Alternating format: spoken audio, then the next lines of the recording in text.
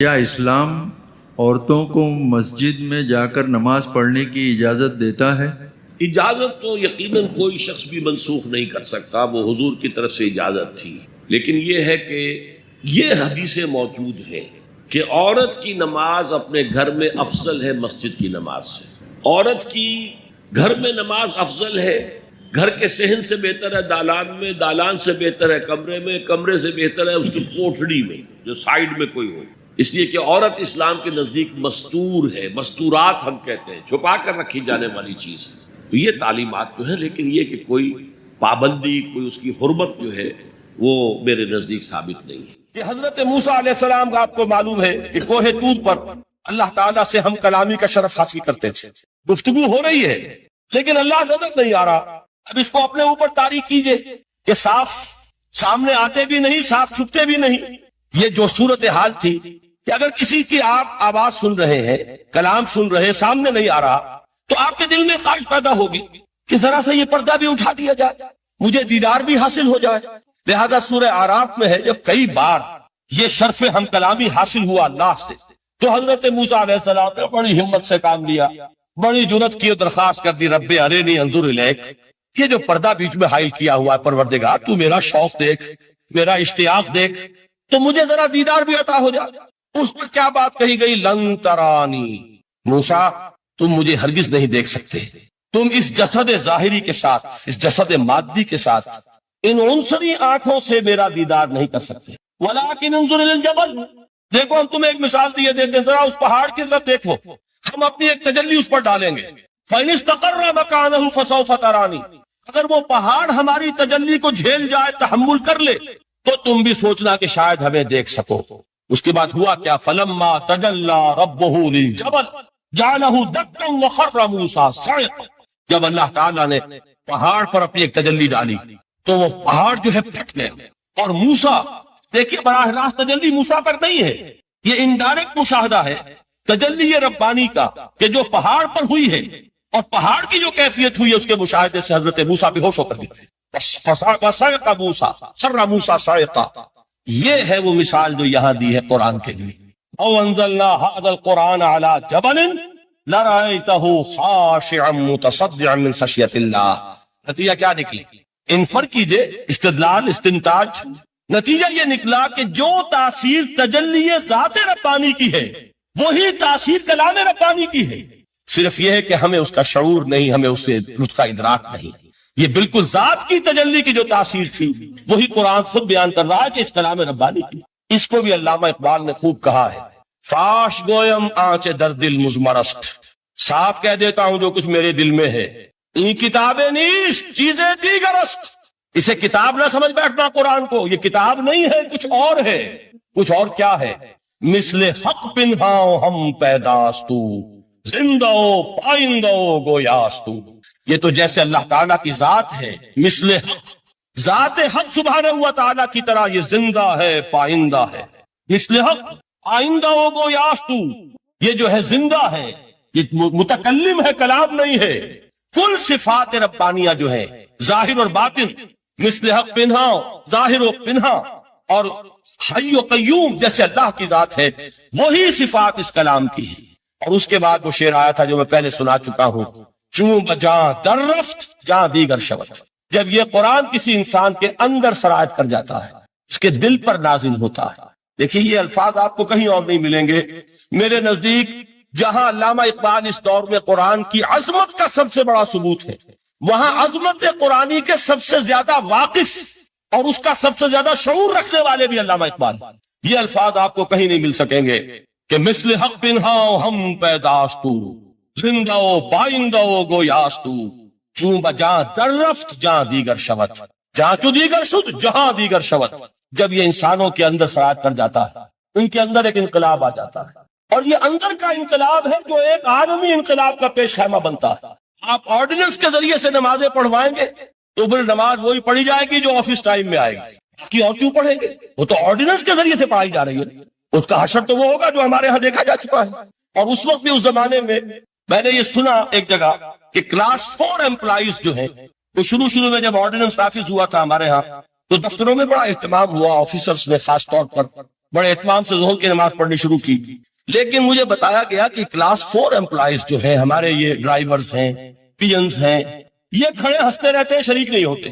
میں نے ان سے کہا وہ اس لیے کہ انہیں معلوم ہے کہ آپ بھی تو یہی پڑھ رہے ہیں صرف نماز، باقی آپ کے ڈرائیور سے اور آپ کے خانسامہ سے یہ بات چھپی ہوئی نہیں ہے کہ اثر آپ نے بھی نہیں پڑھنی، یہ صرف زور ہے جو آپ پڑھ رہے ہیں۔ تو یہ اصل میں اندر کا انقلاب جب تک نہ آئے، باہر کا ٹھوسا ہوا انقلاب وہ تو جب پریشر ہٹ جائے گا تبدیلی ختم ہو جائے گا۔ چوں بجاں در رفت جہاں دیگر شبد، اندر انقلاب آئے، جب اندر تبدیلی ہو جائے گی اب انسان کا پورا وجود بدلے گا، پھر اس کے اندر سے تبدیلی جو ہے وہ ابھرے گی، اسے کسی خارجی دباؤ کی ضرورت نہیں ہوگی۔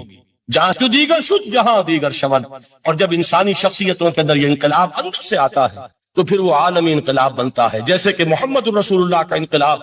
واقعہ یہ ہے کہ اگر جوش کانسپیریسی، عبداللہ ابن سبا کی سازش اگر کامیاب نہ ہو گئی ہوتی اور مسلمانوں کے اندر آپس کا اختلاف اور سرپھٹول نہ ہو جاتا، جو حضرت عثمان کی شہادت، پھر حضرت علی کی شہادت رضی اللہ تعالی عنہما، اور حضرت علی کی دوران خلافت یہ آپس کے جو بھی جنگیں ہوئی، جنگ جمل، جنگ صفین، جنگ نہروان، اگر یہ نہ ہوئی ہوتی تو جس سپیڈ کے ساتھ اور رفتار کے ساتھ انقلاب محمدی کی توسیع ہو رہی تھی علی صاحب الصلاۃ والسلام، کوئی طاقت دنیا میں نہیں تھی۔ اقبال نے اس کا بھی نقشہ کھینچا ہے کہ تھمتا نہ تھا کسی سے سیل رواں ہمارا، وہ سیل رواں تھا، کوئی روکنے والا نہیں۔ انٹرنل سیبوٹاج وہ ہے کہ جس نے اس انقلاب کا راستہ روکا۔ تو واقعہ یہ ہے کہ وہ اندرونی انقلاب حضور نے برپا کیا قرآن کے ذریعے صحابہ میں، اندر سے جو انقلاب تھا اس نے عرب میں ایک انقلاب کی شکل اختیار کی، اور یہ انقلاب جو ہے اتنی اپنے اندر قوت رکھتا تھا، اتنی پوٹینشیلٹی تھی اس کی کہ وہ 20 برس کے اندر اندر کہاں آکسس دریائے جیہوں، کہاں اٹلانٹک، تصور تو کی تاریخ میں اس سے پہلے اتنی بڑی کوئی مملکت قائم ہوئی نہیں، کہاں یمن اور کہاں ایشیائی کوچک، ایشیا مائنر، ٹرکی، یہاں سے وہاں اور وہاں سے یہاں، اتنی عظیم مملکت حضرت عثمان رضی اللہ تعالیٰ عنہ کے خلافت میں ہو چکی تھی۔ یہ بات اگر یہ چلتا معاملہ آگے تو کوئی قوت اب نہیں رہی تھی، سلطنت روما ختم ہو چکی تھی، سلطنت کسرا ختم ہو چکی تھی، پرچے اڑ گئے تھے، اسی طاقت رہ گئی تھی جو شراب کا راستہ روکتی۔ یہ وہ یہودی سازش ہے جس نے اندر سے سیبوٹاج کی۔ بہرحال یہ ہے انقلاب محمدی کا طریقہ، اندر سے تبدیلی۔ اسی کو علامہ اقبال نے کہا ہے، تیرے ضمیر پہ جب تک نہ ہو نزول کتاب، گرہ کشا ہے نہ راضی نہ صاحب کشاف۔ یہ قرآن اب بھی تم ایسے محسوس کرو کہ جیسے تمہارے دل پر نازل ہو رہا ہے۔